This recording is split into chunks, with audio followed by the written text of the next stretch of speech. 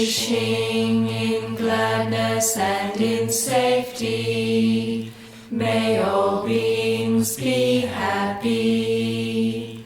Whatever living beings there may be, whether they are weak or strong, omitting none, the great or the mighty, medium, short or small, the seen and the unseen, those living near and far away, those born and to be born, may all beings be happy. Let none deceive another, or despise any being in any state. Let none through anger or ill will wish harm upon another, even as a mother protects with her life her child, her only child. So with a boundless heart should one cherish all living beings, radiating kindness over the entire world, spreading upwards to the skies and downwards to the depths, outwards and unbounded, freed from hatred and ill will, whether standing or walking, seated or lying down, free from drowsiness. One should sustain this recollection. This is said to be the sublime abiding. By not holding to false views, the pure-hearted one, having clarity of vision, being freed from all sense desires, is not born again into this world.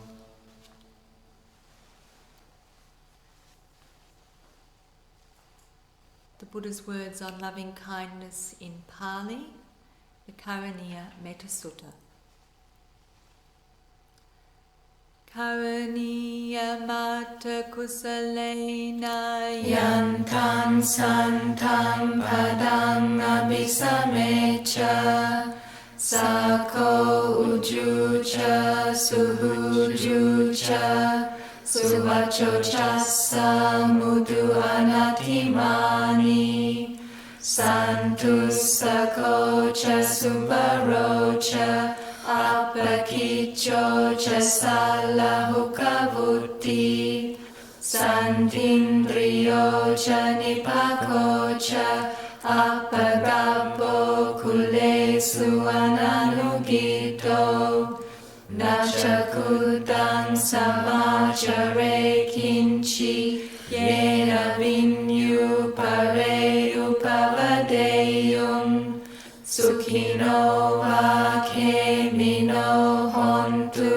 Sabe Satta Bhavantu Sukhitata Yeke Chipana Bhutati Tasavata Bharava Anavasesa Digavaye Mahantava Majjimarasaka Anukatula Ditavaye Cha Adita Ye Cha Dure Vasanti Avedure Bhutava Sambhave Siva Sabbe Satta Bhavantu Sukhitata Naro Param Nikubeta Nati manyeta kata shinam kinchi Bayarosana patiga sanya Nanyamanya sadukamicheya Bhatayata niyam puttam Ayusa eka puttamanurake Evam pisabha bhutesu manasambhavaye aparimanam Metancha sabhalokasmim manasambhavaye aparimanam Udam adochatiriyancha asambadam averam asapattam Titancharam nisinova sayanova yavatas.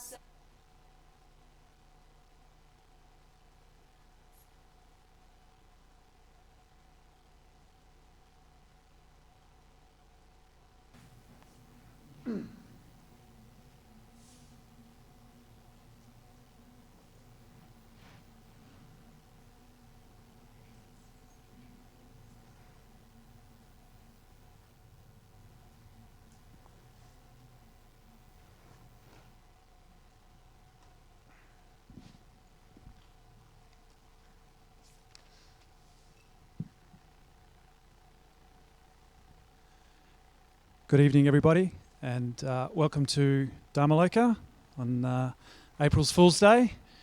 Apparently, Ajahn Brahmali's got a joke lined up for us.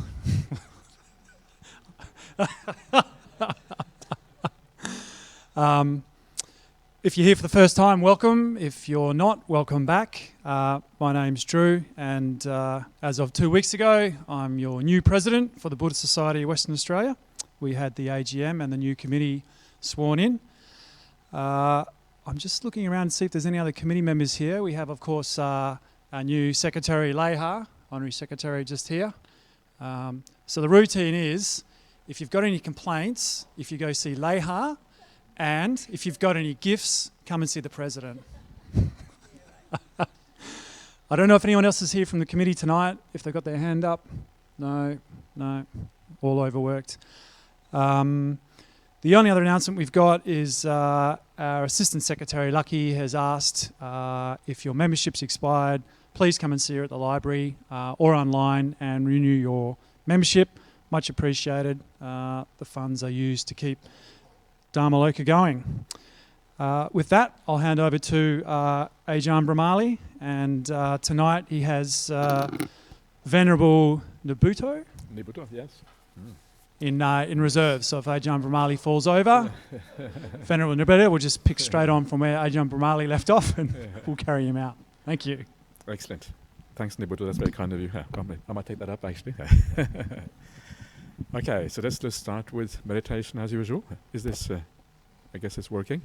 So just close your eyes, cross your legs, and find a comfortable position, and we'll just get started.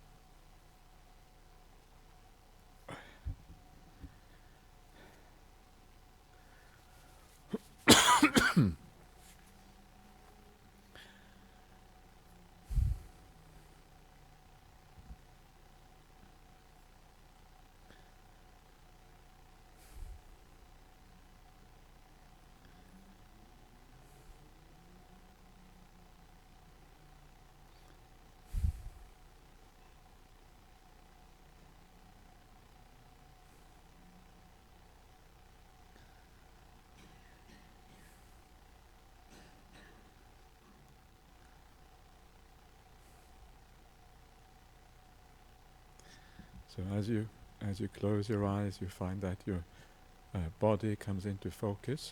You can feel your body much better. So always start off by focusing on the body, by just learning how to relax and find the ease in the body. And as you do that, you find that the meditation already becomes more pleasant and more nice.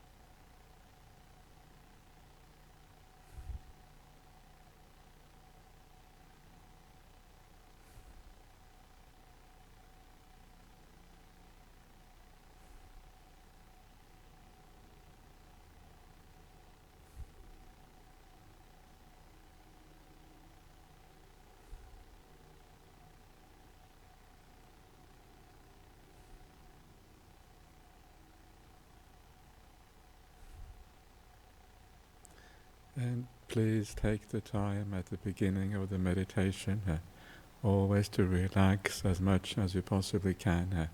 And as you find that you relax and you find that ease of the body, you're already finding a lot of pleasure in the meditation practice. So just allow yourself, think about the meditation in a positive way.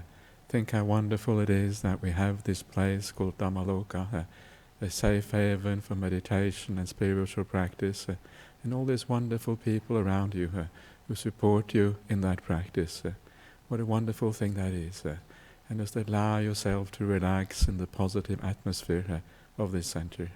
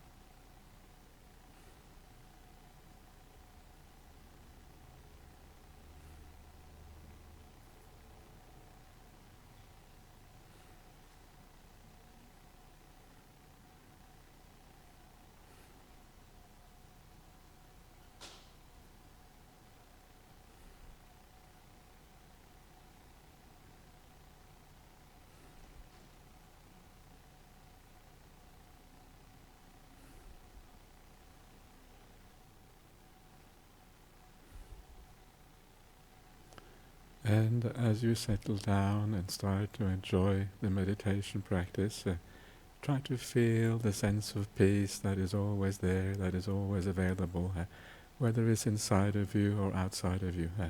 There's always a sense of peace that you can focus on. And as you focus on that peace, it starts to grow inside of you. So feel the peace and allow it to expand.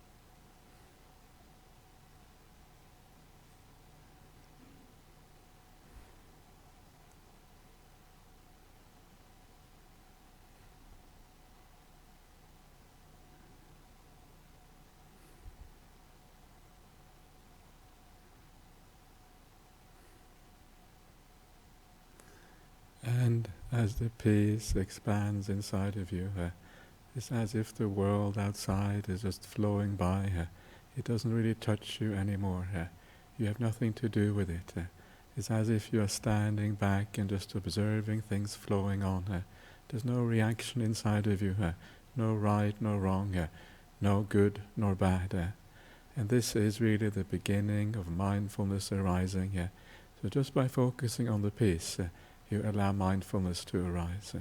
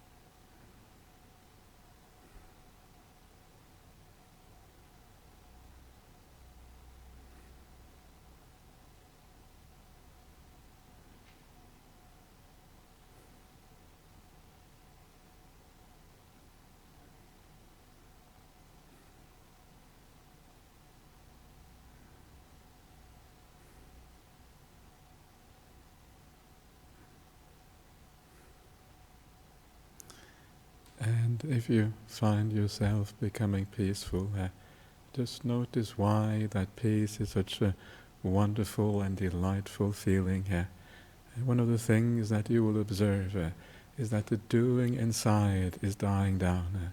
The less you do, the more passive you are. The more you just observe what is going on without interfering at all, the more delightful it all becomes. So all this doing business, all this activity inside of us is just a problem that we're trying to let go of in meditation practice. Just notice the beauty of that and you will incline in that direction.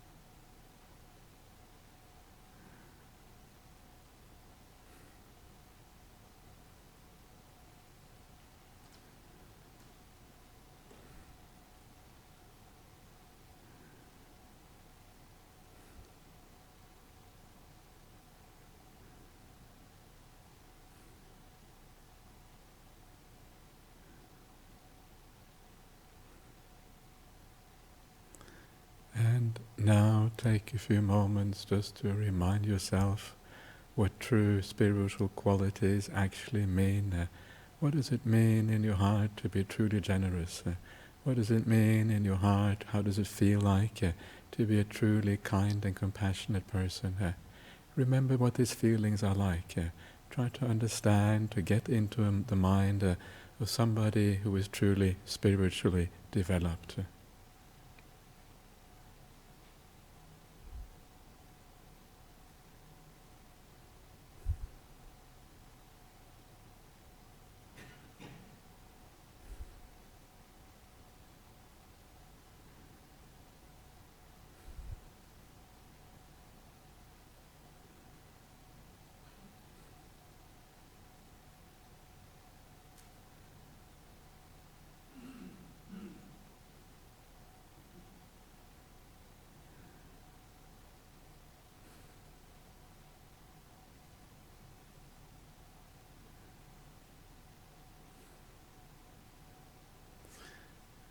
And when you feel those qualities, when you understand what they actually mean as a felt experience, then just remind yourself that in a room like this here tonight, there are so many people with such qualities, so many people who are developing these things on a regular basis, and what a wonderful thing it is to be part of such a community.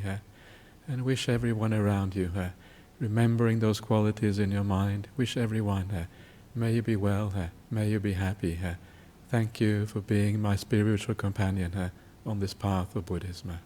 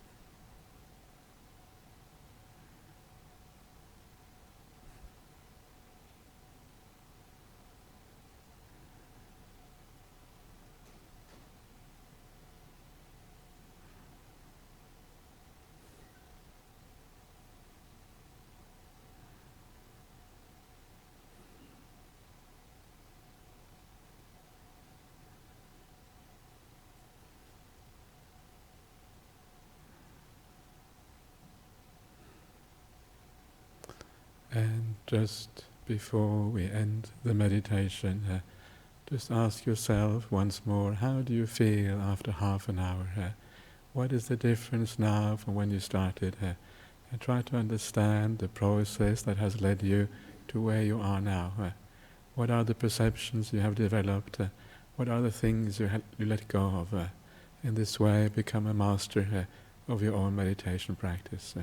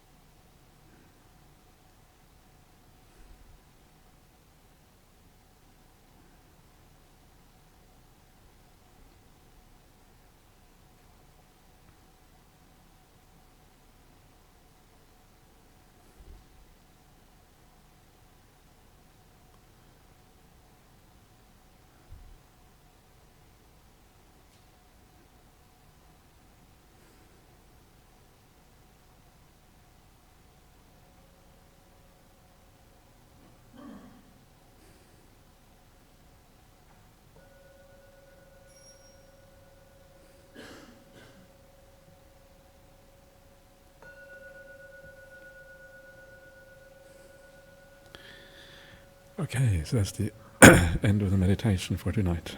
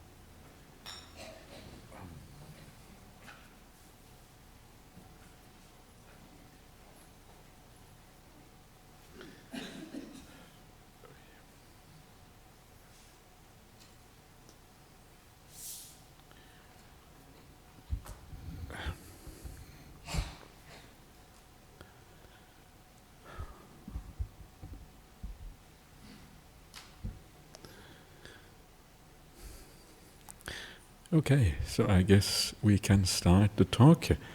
My voice is a little bit hoarse tonight because I'm having a little bit of a cold, so hopefully it won't come across too badly. Let's see what happens as we go along here. But the topic for tonight's talk is the future of Buddhism. And I thought it would be interesting to have a look at some of the things the Buddha has to say about this and what that consequences of that for our modern practice of Buddhism. What does it actually mean when we look at what the Buddha said about these things?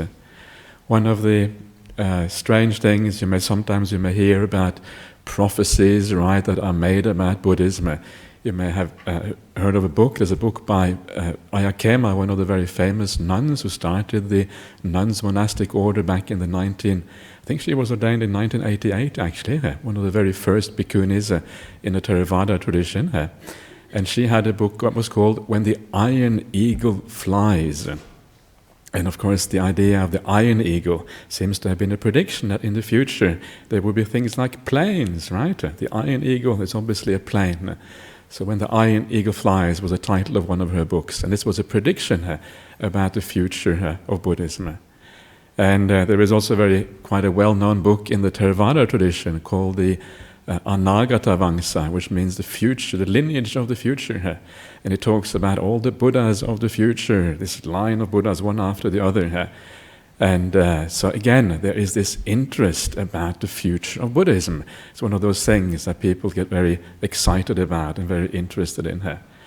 And then, one of the things about this, which also is very interesting, is that when you go to the actual suttas, when you go to what the Buddha taught about this, he doesn't really make any predictions about the future at all. He has a very different approach to this. He looks on the future in a very different way. And what the Buddha says, instead of making predictions about the futures, what he says is that there are these things that we need to do. There are certain things that we should do to actually ensure the long-term survival of Buddhism in the future. What do we need to do to ensure that Buddhism prospers, that we have a Buddhism which lasts for a long time for the benefit and well-being of many people? So it's a very different angle, right? One is like speculation about the future, what is going to happen, trying to look into the crystal ball, right, and seeing all kind of weird stuff which may be there, may not be there. And the other one is the pragmatic approach. What do we actually need to do so that we ensure the long-term survival of Buddhism in the future? And to me, this is very telling, this difference between these two things.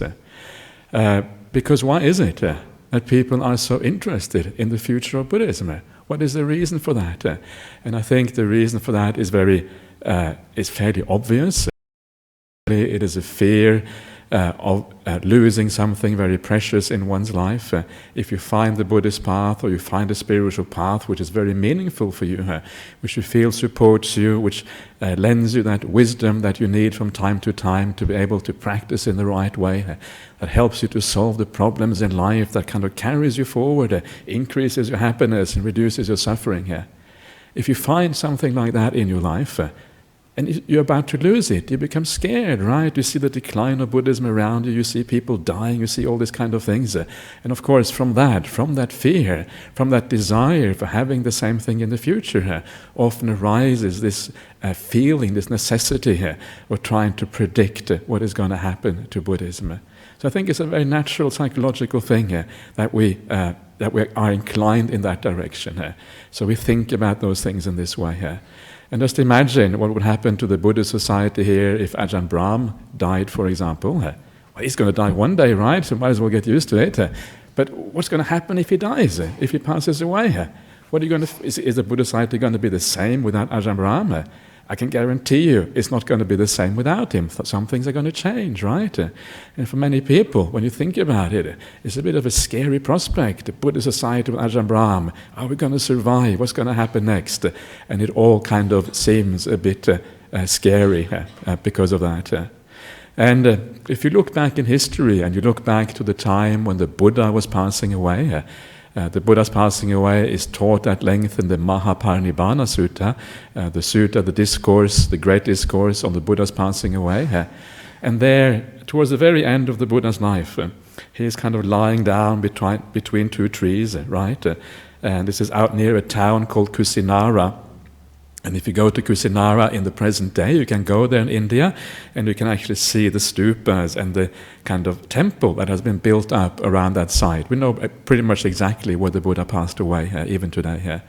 And if you go there, near this place where the Buddha was passing, it was a town. Kusinara was the capital city of a republic called the Malian Republic. And all the people would come out from the city and pay their respect to the Buddha. And then, as the night progressed, things became more and more peaceful. And eventually, the Buddha passed away. And what was the response of the people? People were crying and they were wailing. The gods were coming, right?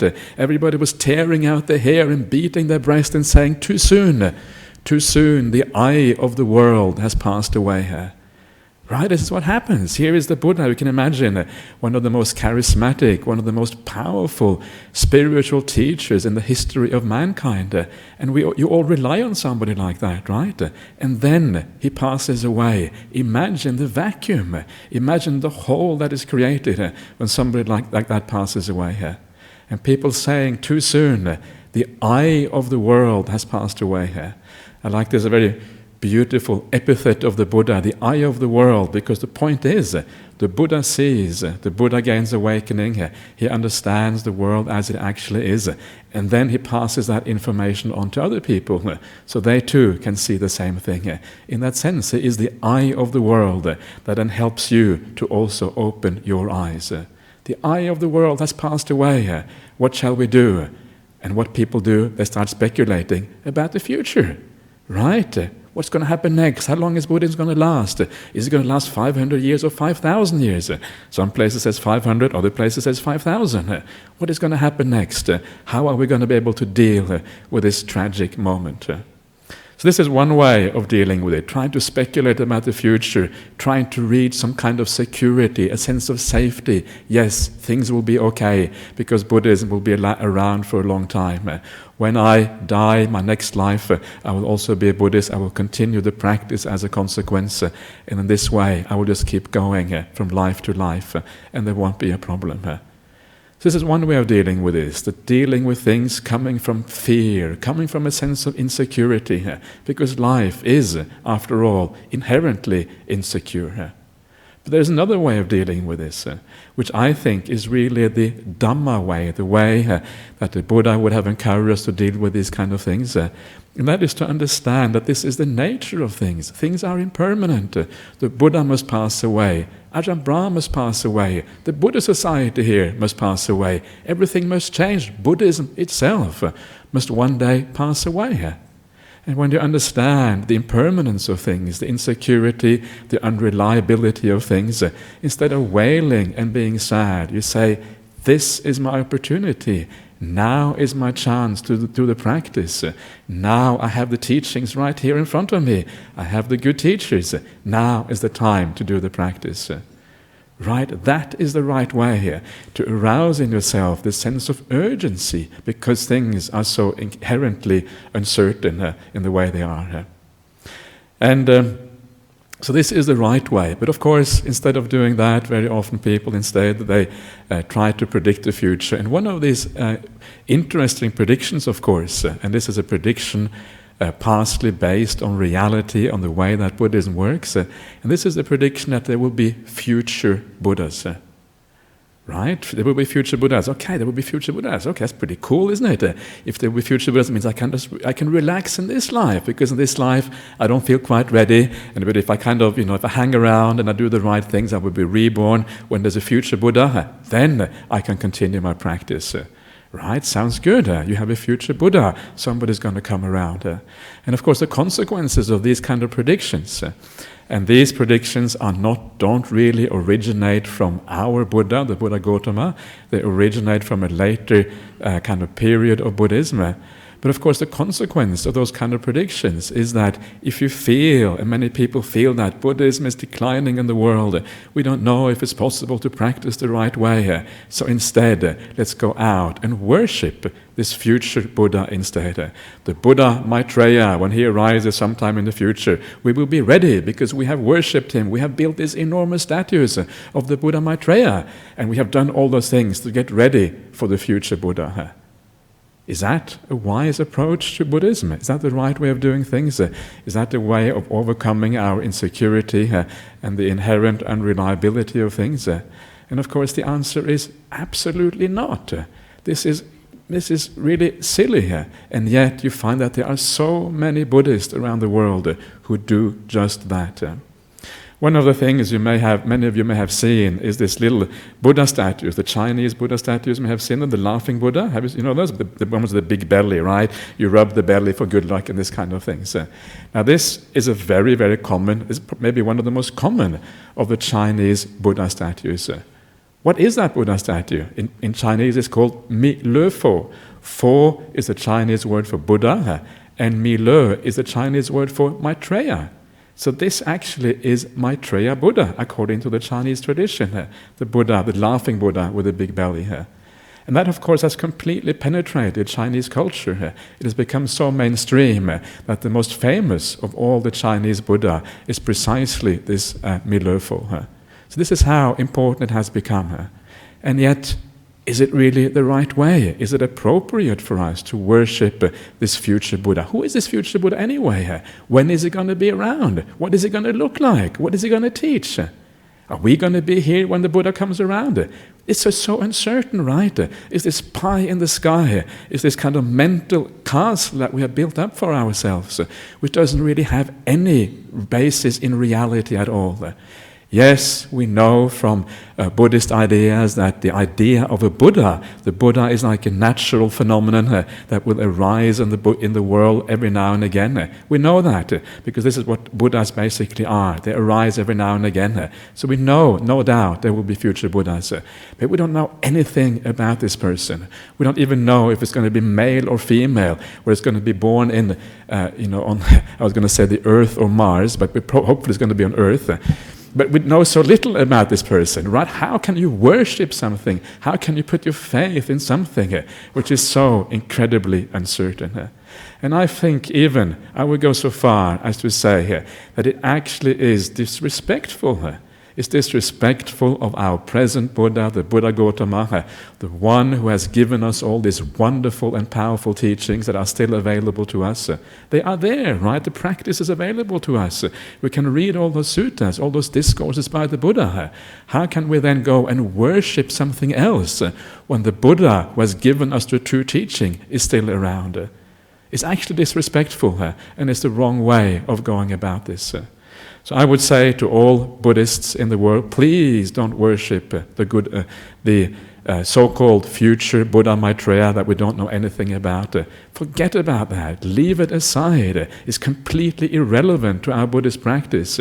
What we need to do is to fulfill that practice which is available to us right here, right now. So this is one of those things, one of those dangers about prophesizing the future, trying to understand the future. Instead of applying ourselves in the present moment, we kind of get carried away by these kind of ideas in our mind, these pies in the sky, which there's no tangible evidence for at all in the present day. So please don't fall for that kind of danger. Now, one of the things that this is one important topic in its own right. One of the other things that I wanted to talk about tonight, which I also think is quite topical right now, is one of the things that has been in the news quite a bit. And I think it shows us quite nicely how we can apply the Buddha's teachings in the right way. How we can use those teachings by looking at what the Buddha said about safeguarding the future and use that to actually apply that to problems in the present day, in the present age. And one of the things that the Buddha said, which is very useful to remember, he said there are 7 things that we need to know, or 7 things that are especially important for preserving Buddhism in the future. And one of those 7 things, which I think is very significant and which is often forgotten in the entire Buddhist world, is that the Buddha said, those things that have been laid down by the Buddha, those things we should keep. And those things that have not been laid down by the Buddha, we should not lay down new rules or new ideas based on our own understanding here. right? So we should keep what is there. We should base our faith, base our confidence on those things that have been taught by the Buddha, both in terms of his the Vinaya. The Vinaya is really the code of conduct of the monastics. It's actually quite interesting, that code of conduct. It has a lot of aspects to it, not just rules of behavior, but also how a community of monastics should function and work together. This is actually very fascinating. I will talk a little bit more about that later on, how the monastic community functions, how it's governed, how it actually works. It's a very interesting area which isn't talked about very often. So there are all these rules, there are all these things laid down by the Buddha, and the Buddha says, keep those things, don't make new ones. And what do we do as Buddhists? What is the first thing that we start to do as soon as the Buddha has passed away? As soon as the Buddha has passed away, we start building up new things, right? New rules, new regulations, new kind of scriptures, right? The Abhidhamma comes soon after the Buddha. This is the real Buddhism. We have extracted the essence of the Buddha's teachings. This is called the Abhidhamma. This is what you should be studying here. I'm not joking, this is actually how it is said, right? If you go around the Buddhist world, people will say the essence of the Buddhist teachings is found in the Abhidhamma. This is the highest expression of the Buddhist teachings. Read this and you'll be fine. So this is what happens in the Buddhist world, and this is how things tend to go. And this one thing that I was just mentioning before that has been in the news recently, and this has mostly been in the news on kind of Buddhist kind of media, but it also penetrated a little bit into the broader media in general around the world. And this is the succession of the Sangha Raja, the head of the Sangha, the head of the monastic order in Thailand. I don't know if you've seen that. It's actually penetrated into the worldwide media, which is quite astonishing. So why has this succession of the Sangha Raja? Sangha Raja literally means the king of the Sangha, right? The head, the big boss. Why has that made so much ripples that it has actually come into mainstream Western media? What is going on here? Now, what is going on there is that because of the hierarchical nature of Thai Buddhism, very, very hierarchical, with the Sangha Raja on top and kind of these layers going down. Because of that, this position as head of the Sangha is very prestigious, right? If you get to that position, you become very powerful. You can become very wealthy. You have all this kind of influence on what is going on. So, and many people who have kind of supported you, over the decades, over the years, they are keen to have you in power, because if they have you in power, you will do their bidding in power and you will support them. So lots of jostling to get these kind of positions. But of course, this one person who was suggested to be the Sangha Raja of Thailand, now the problem with him was that he had this antique Mercedes, right? This is the head monk of Thailand, great example, right? He had an antique Mercedes worth about $250,000, right? The head of the Sangha, and he, of course, he was arguing his case. No, it wasn't really his. He had given it away to a museum.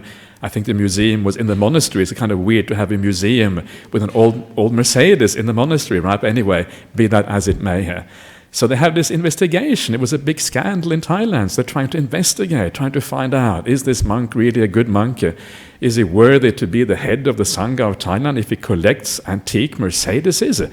Is that kind of the main job of monastics, to collect antique Mercedeses? And of course, it's very valid, right? These kind of questions are very important. And these questions need to be asked. So what is the answer then? How do we deal with that kind of situation in the real world? And the way things have been happening in Thailand, the monks have been coming out, right? Some have been supporting him, some have been in opposition to him. They have been clashing with the police, right? And of course, the labels have been up in arms. How can the monks and the police fight each other? This doesn't look very good for the rest of the world. But this is what happens when you have power struggles, right? Not all monks are involved, but a small minority is. So how do we deal with these kind of things? what do we do in this kind of situation when it looks like Buddhism is falling apart, Buddhism is corrupt? How do we kind of bring it back on the tracks again, so we kind of head in the right direction, which ideally is towards more integrity, more morality, more kindness, etc., and all these kind of things. And of course, the answer from my point of view is always go back to the source, go back to the Buddha. What does the Buddha have to say about this? If you really have faith, if you have confidence in the vision of the Buddha, and I have very firm confidence in the fact that the Buddha knew what he was talking about, we should ask, how would the Buddha have solved this kind of situation? And to understand that, one of the interesting things perhaps here is to understand a little bit about the history of how these things have come about. Why is it that the Thai Sangha is so hierarchical? How have we gotten to this stage where the Sangha is so different from how it was actually established by the Buddha 2,500 years ago? And the history behind that is basically goes back to a very famous Thai king called King Mongkut, who lived in the first half of the 19th century. And for 2 decades in the middle of the 19th century, he was the king of Thailand. And he was a very famous king, rightly so, because he was reformist. He wanted to reform the Sangha. He saw the corruption around him, right? There's always been corruption in the Sangha. There's always corruption everywhere. This is just the nature of life. So he saw the corruption. He saw that the monastics weren't really doing what they should be doing. Nobody really understood the word of the Buddha. So he wanted to reform it. He wanted to bring it back to a more pristine ideal of the Sangha, more in line with how the Buddha had taught. This is very laudable, right? This is the top of the Sangha in Thailand, the king of Thailand. And before he became the king, he was a monk for about 10 years, something like that. So he saw the Sangha firsthand. He knew exactly what was going on. He had inquired from all the meditation masters at the time to find out about Buddhism, find out about meditation, and couldn't really get any good answers from the Sangha around him. But this time in Thai society was also a time, we're talking about the mid-19th century, and of course at that time was a time when the British Empire was almost at its peak, right?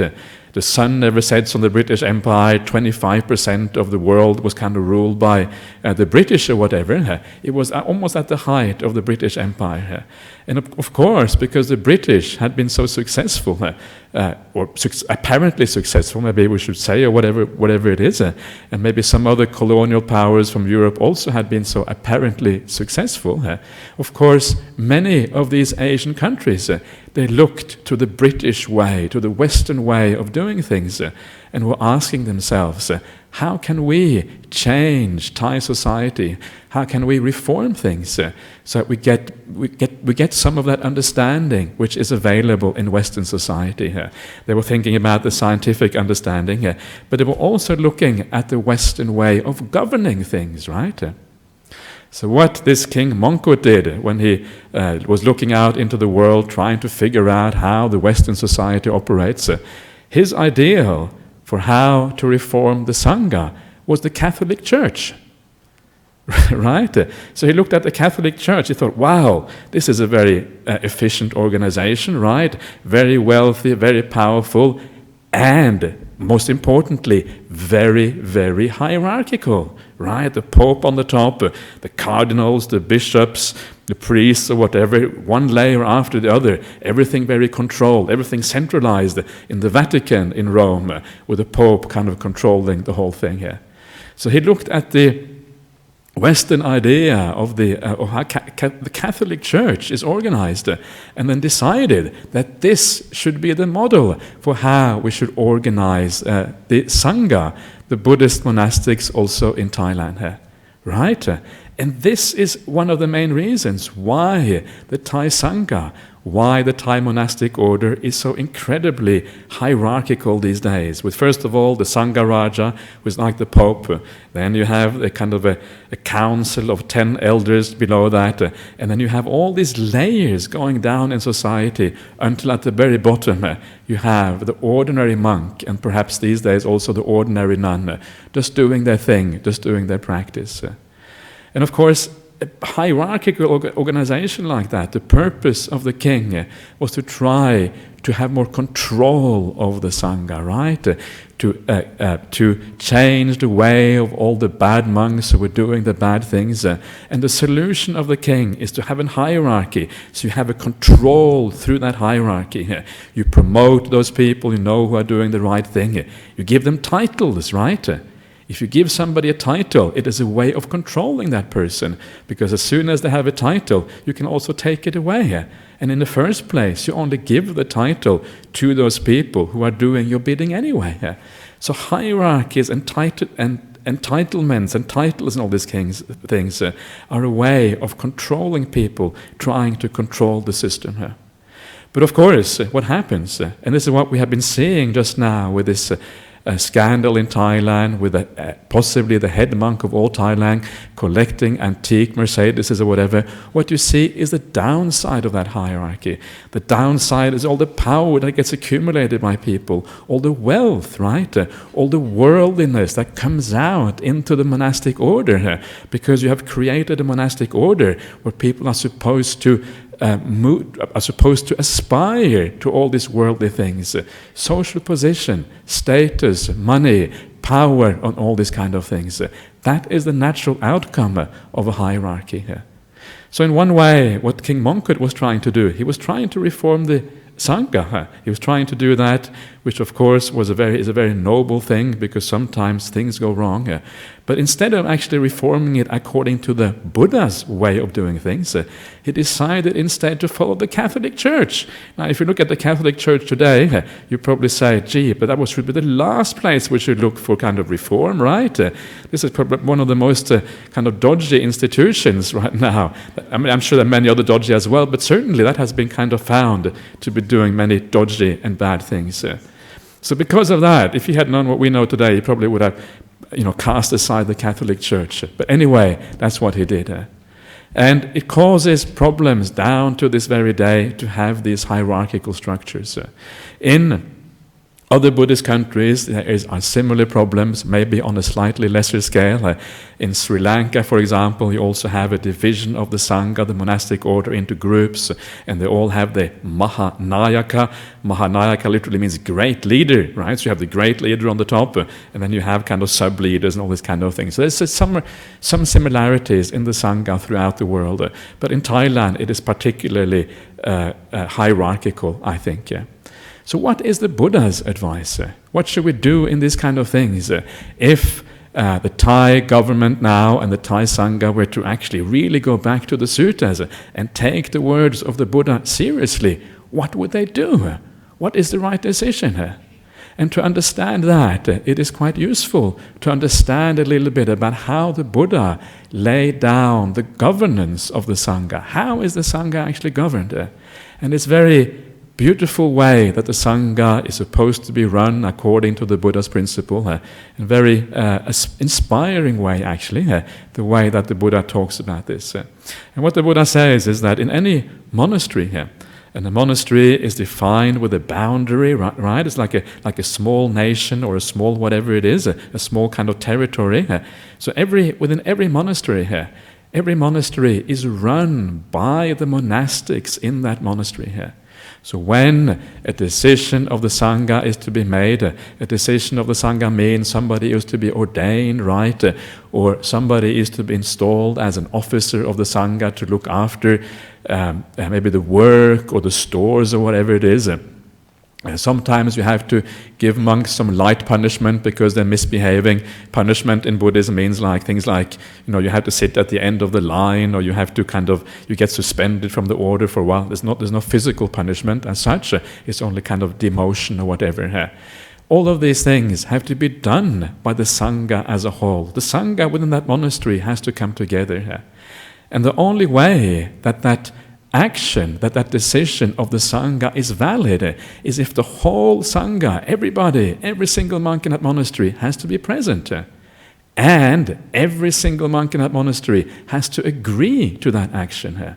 Right? If one monk raises his hand and says, "No, I disagree here," you cannot go ahead.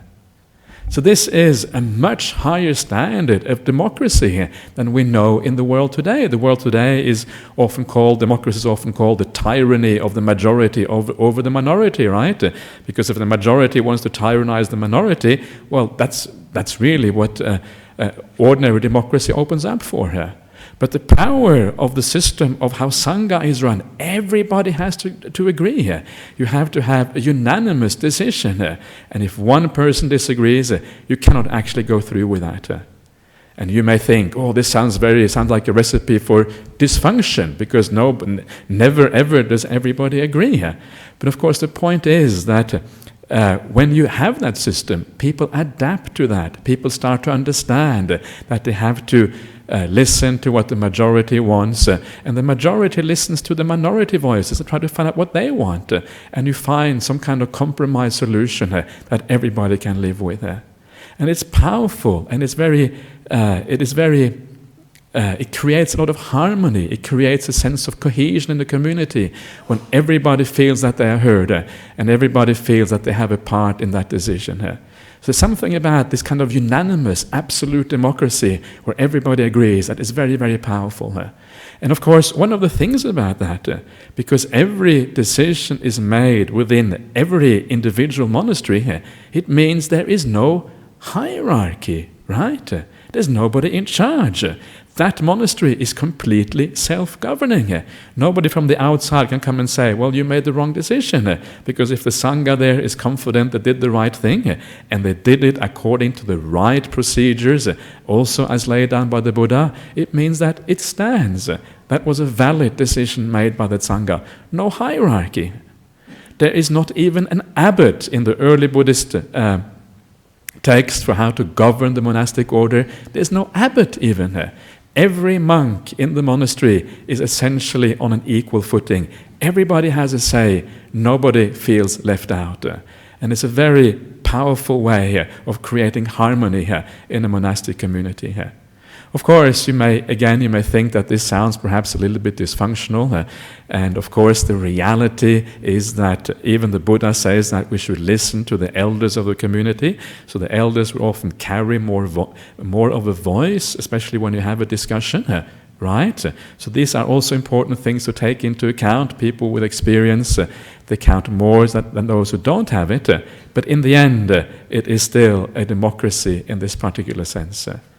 So you can see it is almost the exact opposite of the way Buddhism is functioning today. A flat, completely democratic institution where everybody has a say. No hierarchy whatsoever. After the Buddha, when the Buddha passed away, he was asked, who is going to lead the Sangha after you passed away? And the Buddha says, nobody is going to lead the Sangha after I pass away. After I pass away, it is the Dhamma, the teachings that I have given you, the Vinaya, the monastic law that I have bequeathed to you. This is what is going to run the Sangha and run Buddhism after I have passed away. It is supposed to be a flat structure with no hierarchy.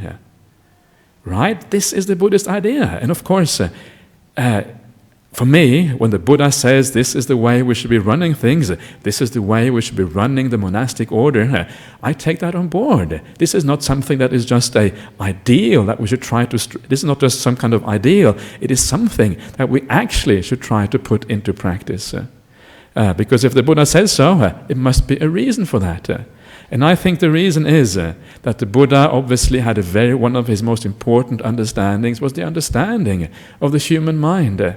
He understands the corruption of the human mind, how easily it gets distracted by worldly things, by power, by money, by hierarchies, by prestige, by status. All of these things are very powerful to human beings. And if you are going to try to corrupt the monastic order, the best way to do that is to create a hierarchy which encourages all of these defilements, right? You can be sure that if you create a structure that encourages defilements, the defilements are going to come. And that is exactly what we are seeing here. Right? The Buddha is very prescient. He's prescient not because he's looking into the future, because he understands the human mind, how it works right here and right now. So what should they do in Thailand? What is the answer to Thailand? This is going to be very cheeky because I'm going to tell all of Thailand how they should be doing things. So listen Thailand. No.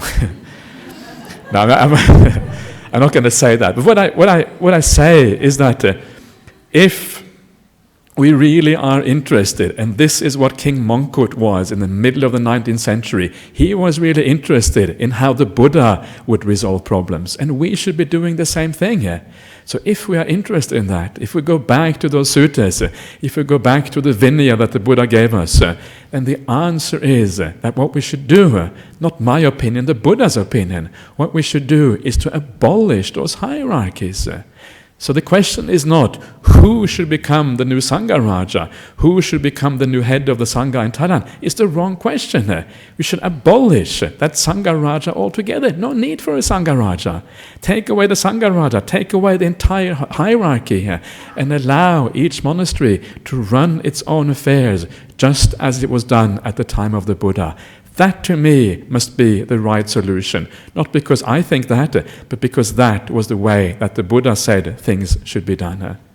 Is it going to happen? Of course it's not going to happen. There's no way that this is going to happen in Thailand because the structure is so ingrained, it is so much part of society, there's so many vested interest in that structure what is there. But still, let us at least have the ideal in the back of the mind, and maybe we can move a little bit in that direction. What a wonderful thing that would be if we take the word of the Buddha much more seriously. And of course, in the Western world, in Australia, anywhere else in the world where Buddhism is kind of growing and starting to expand and starting from scratch, let us at least remember that. Let us remember the word of the Buddha and try to live up to that instead of following the way that things have been done in many Buddhist countries over the millennia for whatever cultural reasons. Let's not be too attached to the culture of individual countries, but instead turn our gaze to what the Buddha said and do things in the right way. And then you can perhaps have a monastic order that functions better, which is less corrupt, where there's less problems. Is it going to solve every problem? Of course it isn't going to solve every problem. Of course there will still be corrupt monastics. Of course there will be corrupt lay people. Everything. This is just the nature of how things work. But I think it will work better than the current way, the current situation, and that is really the most important thing. Most lay people understand which monastics should be supported. Most of the lay society understand which monastics are no need to support. And because they understand that, there will be a natural filtering mechanism that happens. And those monastics that deserve support, they will get it. Those who don't deserve support, they will kind of fade into the background, fade into the shadows gradually. And this is really how this Buddhist teaching, the order of monks and the lay people work together to create a solid foundation for the future. So that is a little bit just on how the Buddha created the monastic order, how the governance of the monastic order actually functions. And so this is in itself, I think, a very important aspect. It obviously touches more on the monastics than on the lay people. It also touches really the whole of Buddhism because it is so important for how we function here. I was also going to say a few things about other aspects where I think we have gone wrong in the modern world. And this is, I'm not going to touch on that too much because time, as always, is very short. But one of the most powerful reasons why we should always go back to the word of the Buddha. Remember, the Buddha said, when I pass away, the Dhamma, my teachings, and the Vinaya, this will be your guide for the future. One of the most important things for that is that we can understand what is real Buddhism and what is unreal Buddhism. The Buddha said that the Dhamma, the teaching of Buddhism, don't fade away. They don't disappear all at once, just like a ship sinks. When a ship sinks, it takes water on board and it goes down very quickly, right? It happens very fast. Glug, glug, and it's kind of gone. Right? I don't know if you've seen it. Sometimes it's amazing how quickly a ship can go down. But the Buddha said, no, that is not actually how Buddhism disappears. Buddhism disappears just as when you have fake gold in the world. When you have fake gold, real gold loses its value. In exactly the same way, when you have fake Dhamma, when you have fake teachings arising in the world, that is when the real Dhamma goes down. Because those fake teachings, they look, wow, it shimmers just like gold, it must be the real thing, right? But actually it isn't. How do we know what the real teachings is? Go back to the source. What did the Buddha say about these things? And then by looking at the source, we can kind of filter out those things that are not original teachings, that maybe, perhaps they are, the fake gold that the Buddha was talking about. What is the fake gold? It's interesting, right? We sometimes need to touch on these subjects, even though it is controversial, and some people are going to jump up and down, and of course they're going to not going to be interested in this sort of thing here. So what are the kind of fake golds I mean when I talk about fake gold? And the very first thing that, to me, this is just my personal opinion, I'm not trying to offend anybody by saying this, but the very first type of fake gold, and this was a type of fake gold that arose very soon after the Buddha passed away, that is this whole idea of the Bodhisattva ideal. This idea that instead of practicing the Buddha's Noble Eightfold Path, we should practice an alternative path, a path called the Bodhisattva path, and we should all aspire to become Buddhas. Sounds very enticing, right? Have compassion for all beings, etc., and become the Buddha yourself. It is also a little bit dangerous because it's also kind of playing a little bit to your ego. It would be good to be a Buddha, right? That would be pretty cool, right? Being the world teacher, etc. It also plays a little bit to the ego. Why just, practice this simple path when I can do so much good, right, for so many people? Gee, that sounds really nice. So be careful with these kind of things because they are seductive. They seduce you into a worldly way of thinking rather than a way of thinking that accords with the Dhamma. So this is one of the dangers. I think, for me, there is nothing about the Bodhisattva idea in the early suttas. Nothing at all. It's a later idea. It's a very seductive idea. And for that reason, I think it is one of those things that might be called the fake gold that the Buddha was talking about. This is one idea, right? Another idea which I think is can be considered fake gold in Buddhism, and that is the idea of eternalism. The idea that when you pass away, you become an arahant or whatever, you practice the path to the very end. Then when you pass away, you continue on in some kind of eternal state, right? A bit like the Hindu idea of Brahma, a bit like the Christian idea perhaps of unity with God, right? The union with God. And you kind of live on in bliss forever after. This is called eternalism in the Buddhist Suttas. And the Buddha rejects that in very powerful terms. He says the Buddhist idea is the middle way, neither eternalism on the one hand, nor annihilationism, which means when you die, when you come to the end of your life, that's it, everything just ends. Neither of those two. It is a middle way in between there that is the real Buddhist teachings. But when you start to listen to a lot of the Buddhist teachers around the world, this idea of eternalism is rife. It's everywhere in Buddhism, to be found by so many people talking about this. And yet, it is so clearly, again, this is just my opinion, please check it out for yourself, but it's so clearly refuted in the Buddhist Suttas.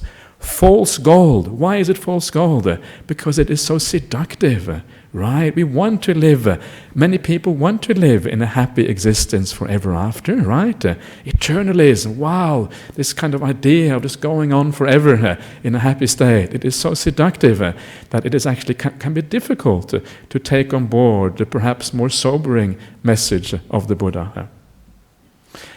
Anyway, so those are just two ideas which I feel, again, are this idea of false gold arising in the world. And we can see how in all of these situations, what I do, I turn back to the original teachings of the Buddha. I try to do exactly what the Buddha said we should be doing, going back to the source, going back to the origin, going back to where all these things came from, and then on that basis try to sort out our modern problems, whether they are problems about views of the Dharma, whether they are problems of governance, whatever problems they are. Usually you can find the source and the solution in those early suttas.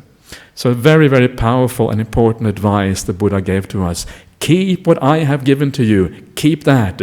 Don't add anything to it. And then you will be fine for the future. Of course, that is actually a very difficult thing to do. So what I'm saying here, perhaps, is that what we need in Buddhism, we need a kind of progressive kind of conservatism. It is conservative in the sense that we go back to the word of the Buddha, we go back to the source, back to the roots of this teaching of Buddhism. But it is progressive in the sense that we try to move towards that ideal. And within that ideal, there's also a lot of scope to actually do things in the right way or the wrong way. The Buddha's teachings are quite flexible. There are many things, there are many different things you can do. You can use the internet to promote the teachings, which the Buddhist Society here has been very good at. All of these things that we actually can do within that scope. So we have to be progressive while at the same time being conservative. So progressive conservatism is, I think, one of those key things that we should look for as Buddhists. So that's why we should have bhikkhunis. Bhikkhunis, because that is part of the ancient heritage, right? It's what the Buddha taught. And it's also part of a progressive agenda in the modern world. It is madness not to have that sense of equality in the Buddhist Sangha, in my opinion. We're not going to be taken seriously if we don't do that. But the last thing, and the last thing which I found has always found very fascinating about this advice that the Buddha gives us, one of the things the Buddha says, one of the things he says that are important for the safeguarding of Buddhism in the future, he says that as long as the Sangha, as long as the monastics, as long as the monks and nuns delight and rejoice in forest lodgings, so long will Buddhism prosper in the world.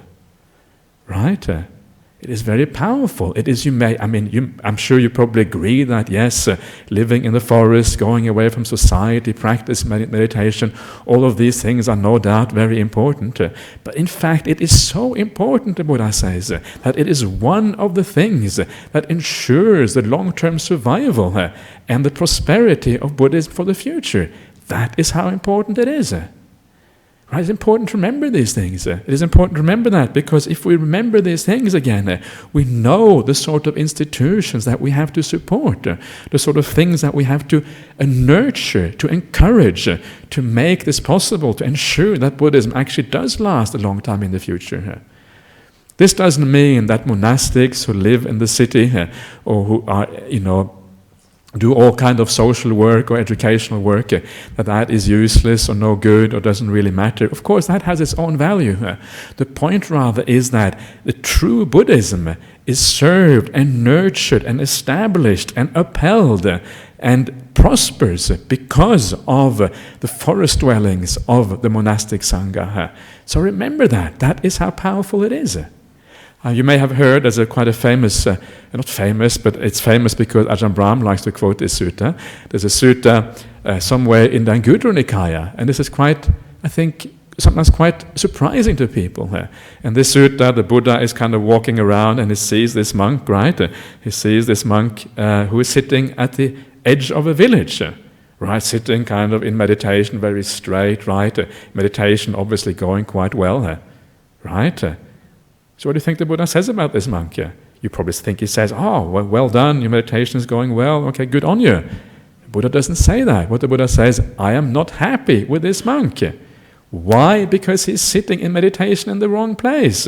He's sitting on the edge of the village. Before you know it, he will be disturbed by the people around him. He will be enticed by the sensual pleasures around him. And he will be drawn out of his meditation practice. Then the Buddha goes into the forest and he sees this monk in the forest, really tired, right? Nodding away. You know what I mean, nodding away, right? You see this all the time, people nodding away.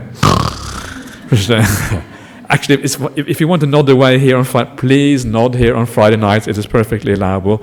At least you are relaxing, right? Which always is a very good sign. One of my very close monastic friends, he always says that every time he sits down to meditate, he starts off by nodding. 10 minutes nodding. And then after he nods for 10 minutes, his mind clears up. And then he meditates well afterwards. So nodding is not a bad thing here. So the Buddha goes into the forest, he sees this monk nodding away here. And people sometimes think, oh, he would have told him off. Sit straight, for goodness sakes. It says in the Anapanasati Sutta, put your back straight. That's how you meditate. This is the wrong way to meditate. You can't go nodding like that. No, the Buddha says exactly what I was saying now, pretty much. That this monk, he is doing the right thing. I praise this monk. Why? Because he's sitting in the right place. He's sitting in the forest. He will soon overcome that tiredness. He nods for a few minutes. He will overcome the tiredness. And then he will be able to meditate properly. Nobody will disturb him. Nobody will detract from his meditation. And he will be able to progress on the path because of that. Right? It's kind of upside down from what many people think things should be here. That is the importance of living in the forest. It draws you out of the city, draws you out of all the hustle and bustle, all the noise and all the problems of the city, draws you away from the sensual pleasures of the city. Right? When you travel around the city, you see all these advertisements everywhere. You see kind of couples walking around hand in hand. You see all kind of stuff that are not really very helpful as a monastic, right? So you withdraw from that and you draw into the forest instead. And of course, one of the powerful things about the forest is that because there aren't many things to entice you in a real forest monastery, it means you have to source your happiness. You have to source your meaning of life from something else. It must come from something inside of you rather than outside. Right? So when you see that somebody lives in the forest for year after year, for decade after decade, sometimes in complete solitude, without seeing anybody, you think, wow, how is that possible? Drive most people crazy.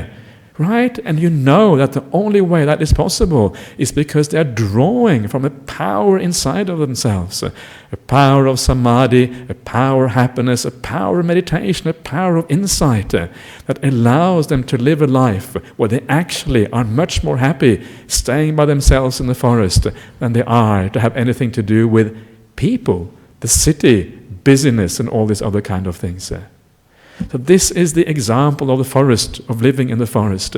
And of course, because of that, it is when you meditate in seclusion, in that kind of situation, that is when you can expect to find those deep insights in yourself. First of all, the deep peace, the profound samadhi, the profound meditations. And from that, the arising of deep insights come. That can be expected to be found in the forest, not in the city here. And because of that, because those deep insights, the same understanding the Buddha had 2,500 years ago, you can access directly that same understanding here, particularly in the forest. That is why the forest tradition, the monastics, or even the lay people for that matter, who practice far away like that, that is where Buddhism will be upheld, because that is the only place you are likely to be able to realize the word of the Buddha in exactly the same way the Buddha taught 2,500 years ago. And of course, when you realize that, when you see what the Buddha taught, it means you can go out into the world and tell the world, explain exactly what it is like. Your appearance will have changed. You will be a different person. You will be full of compassion and loving kindness. You will have no anger anymore, no desires. You won't be looking for vintage Mercedeses anymore, right? Hooray! No more vintage Mercedeses. Get rid of that burden. And you will shine forth those qualities that are the qualities of a real person who has understood those things. And this is why this forest lodgings, supporting the Sangha in the forest, is so important, both now and also in the future. And this is one of the things we should remember here at the Buddhist Society, that we also support the right kind of monasticism and also the right kind of practice for the lay people, often coming together in this way. And if we do that, if we remember these basic things, going back to the word of the Buddha, trying to understand how the Buddha taught things, trying to apply the understanding the Buddha had, and we ensure that the monasticism is practiced in the right way. And we do this with a sense of conservatism, going back to the source, but also with a sense of flexibility, a sense of progressiveness, where we use these things in a wise way so as to match with our present society. Then I think we are on the right path. And then we will have Buddhism for a long, long time in the future, here in Australia, but also everywhere else around the world. Okay, thank you very much. That's the talk for this evening here.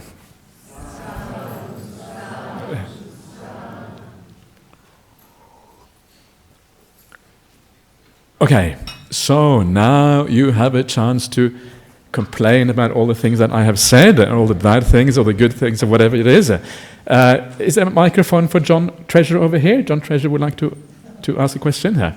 Yeah? Are Oh, you just lost the lead. Yeah, the chord. Yeah. Hello. You used the word in the forest, emphasise that a lot. But monks who are practicing well in Tibet, they've got no forest, right? Yeah. So I think, isn't that the misused word? Just because that might be in the time of the Buddha, but Okay, nowadays it's spread all over the world and in different environments. Yeah, so it's true. I don't really mean the forest. I guess what I mean is the wilderness, away from the city, away from the ordinary things of the world.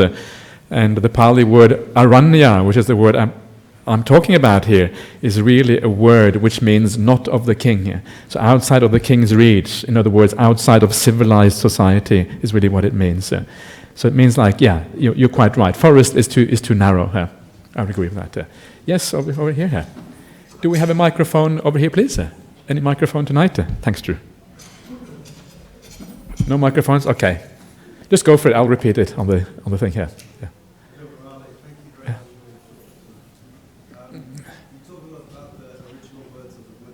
Yeah. And I understand why. So, how can we access the original teachings? Okay. Yeah. Yeah. Okay. Is there an app for it? Yeah. Okay. I'll repeat what you said. That's okay. So he's asking here, how do we access the original word of the Buddha? Is there an app for that? You're asking the wrong person about apps. I have no idea about this kind of stuff. I don't even have a mobile phone or anything like that, so I have no idea. But it's actually quite simple, because if you go to the Pali, what is called the Pali Canon, which basically is the canon of Buddhist suttas preserved in the Pali language, there are 4 main texts there called the Long Discourse of the Buddha, the Middle-Length Discourse of the Buddha, the Connected Discourse of the Buddha, and the Numerical Discourse of the Buddha. They're all available in the library over here, 4 collections, and you cannot get much closer to the original word of the Buddha than that. I'm not going to go into why, but there are very sound historical reasons for that. You can see the development of scriptures, and you can see what the core root are of all of these things. If you go to those 4, you're very, very close to it. Long discourses, mid-length discourses, connected discourses, numerical discourses, and you're in business. Yeah? Okay. Yes? There's a microphone coming your way here. Yeah? What you're saying about the original teachings, how it's good for everyone to go back to that. What about things, I don't know what actually the Buddha's position on this was, but what about things that do need to change with times, like equality of women and making nuns equal to monks, things like that? Like, isn't there also a place where as things progress in society, you do need to change? Sure, indeed, and this is one of the things about the Buddhist teachings. They're actually quite flexible. They're not as square and as kind of has to be this way as you might think. But the flexibility there. And one of the things that when we had the ordination of bhikkhunis here, 7 years ago, whatever it is now, one of the things is that you look at those teachings, is it allowable in the present day to ordain women as nuns, basically as the equivalent of monks? And if you look at them, they're actually quite flexible, and there's no doubt in my mind that within the scope of that, it is actually possible to do that. But then you can take another approach, and you can take an approach which is more conservative, and you say, oh no, throughout the centuries, various teachers have said this and that. But I say, no, let's go back to the word of the Buddha. And the word of the Buddha tends to be very reasonable and very, very useful in that way. There is a lot of flexibility in there. And I think that if we use the word of the Buddha in the right way, I don't think that we actually have to go beyond, I don't think we have to go against the word of the Buddha. I think we can use it in such a way and have that equality between men and women, both in the lay community and also in the Sangha, almost on equal terms. There are a few things in there which look on the surface of it not to be quite equal, but these are things we just need to study more and find out whether actually they are really come from the Buddha or not.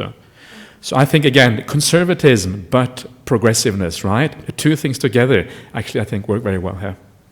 Yeah. Okay, anyone else wants to say anything? Yeah. Going, yeah. Yes?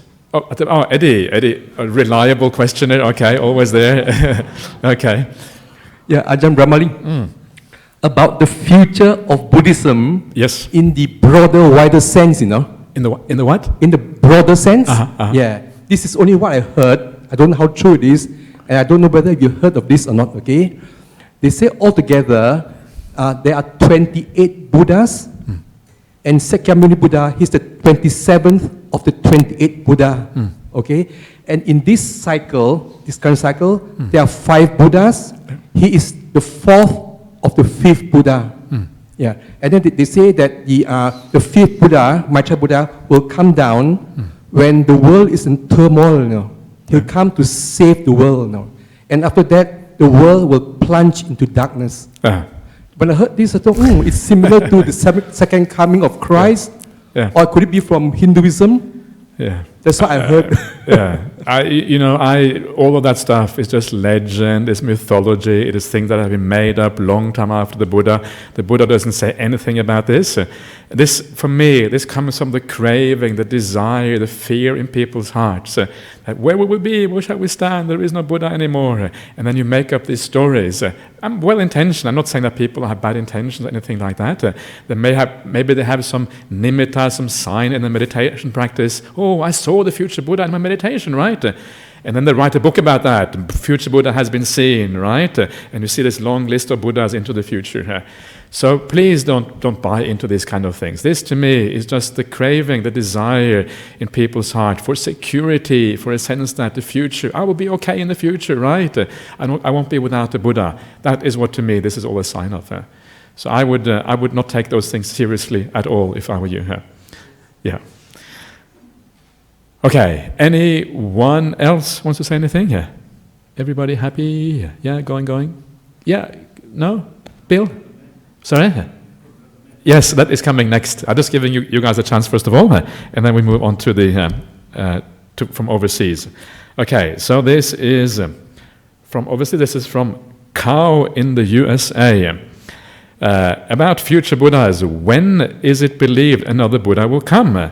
Is it not until the dissolution of this world system, or could it be in our current universe? I don't know the answer to that, and I think that there are lots of contradictory things said in various places about how these things happen. I just recently read a little bit about the Anagata Vangsa, which is the lineage of future Buddhas, and to me it is just a whole load of ideas or superstition, basically, things that people have thought up. Yes, there will be a future Buddha. We don't know when it will be here. Of course there will be a future Buddha, but the reason that there is a future Buddha in itself is not superstition, because the future Buddhas are just a natural phenomenon that arise in the world. Every now and again somebody breaks through the veil of delusion, they see reality as it actually is, and that person then becomes a Buddha. But let's forget about these Buddhas. It doesn't matter if we start to argue about whether it's in this universe, after the dissolution of this universe, we are already on the wrong track. That is not where the question lies. The question is really to forget about all of that and focus on the present teachings. There is one mention of the Buddha Maitreya in one of the early suttas found in the Pali Canon. And I think it has been shown quite decisively by scholars that that is a late intrusion into the Pali Canon. And if that is correct, that means that there is no mention in any suttas in early Buddhism about future Buddha Maitreya. Right? So basically, it doesn't come from the Buddha, it comes from later generations. And as such, we have good grounds for being skeptical. So I apologize for not being too helpful there, but that's how it goes. Okay, this is from Raymond in Germany. Dear Ajahn Brahmali, what do you think of Zen? Okay, what do you think of Zen? Zen Buddhism is the Japanese form of Buddhism, and it is derived, Zen is a formation, Japanese formation from the word Chan. The word Chan is the word used in China. Chan Buddhism is one of the largest denominations of Buddhism in China, right? And then it went from China to Korea, from Korea to Japan. So kind of moving along, and as it moved along, the name changed a little bit as it moved along, and Chan, the word Chan in China, is actually the same word that we have in Theravada Buddhism. It is derived from the word jhana. Right? Have you heard the word jhana before? Right? If you are a good disciple of the Buddha, you would have heard the word, good disciple of Ajahn Brahmali, I should say, you would have heard the word jhana many, many times. It's one of his, he talks about jhanas and the deep meditation states, right?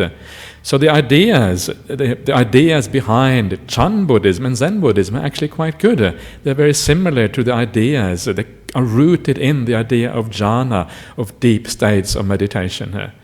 Whether they actually achieve that and how deep they go and all these kind of things, you would really have to, I guess, go to Japan and study these things. I don't really know much about Zen Buddhism myself.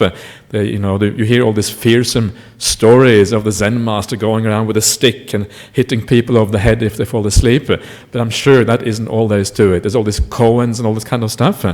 But of course, there are many different practices also in Zen Buddhism, and exactly where it is, I don't actually know. So sorry about that. I just recommend you find a good book on the topic and see what you can find out from that. Okay, last one is from Paul in England. How should we regard Nibbana from the position of me wanting to gain awakening? I find it hard to reconcile the notion of it with the current attachment to life. Right, so how should we regard Nibbana? So first of all, please don't want to be enlightened, right? Wanting to be enlightened is going to often be an obstacle in your meditation practice. The most important thing in meditation is just to chill, just to enjoy, relax, sit back. Wow, this is so nice. Right, I'm sitting here in this wonderful Buddha Society in Perth. It's amazing how that we have such a great Buddha Society here in Perth. Wow, what a wonderful thing, all these people around me who all kind of heading in the right direction. Great teachers like Ajahn Brahmali. Wow, it doesn't get much better than this. So you build yourself up into a positive state of mind, just enjoying the present, not worrying about awakening or enlightenment in the future. This is really the first thing here. The more we desire things for the future, the more we crave for our meditation to be good, the less good that meditation is going to be here. It's just about enjoying the present moment. That is really what meditation is all about. And then it goes deeper by itself. But anyway, how can we reconcile this notion with our current attachment to life? And remember the reason why you are attached to life is because you haven't understood things properly here. You don't really see things in the way that the Buddha sees things. Remember that one of the important things of the Buddha, the first noble truth, is the noble truth of suffering, right? Dukkha. Now, if you understand the noble truth of dukkha, doesn't mean, I hit my foot this morning when I was walking out, I have a bit of a headache today, I argued with my wife, or, my children are misbehaving, and all this. This is not real, this is dukkha, of course, but that is not what the Buddha means by understanding dukkha fully here. Understanding dukkha, suffering fully, is a matter of insight.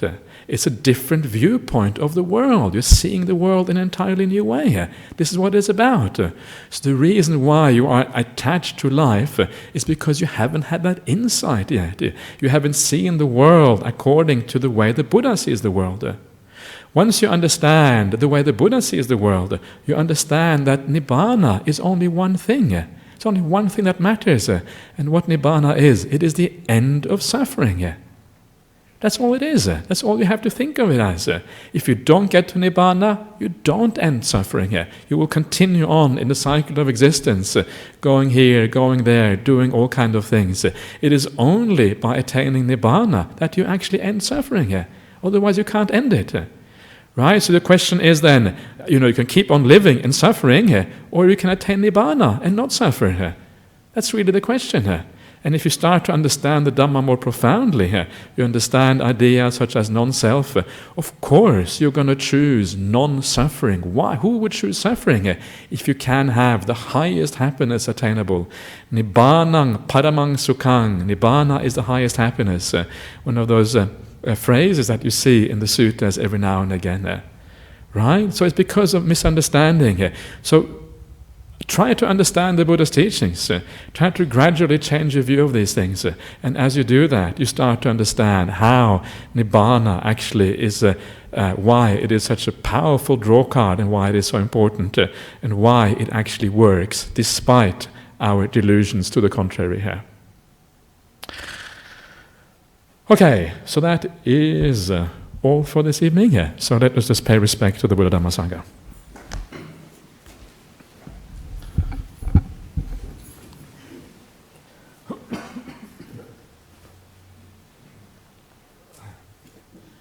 Arahang Sama Sambuddho Bhagava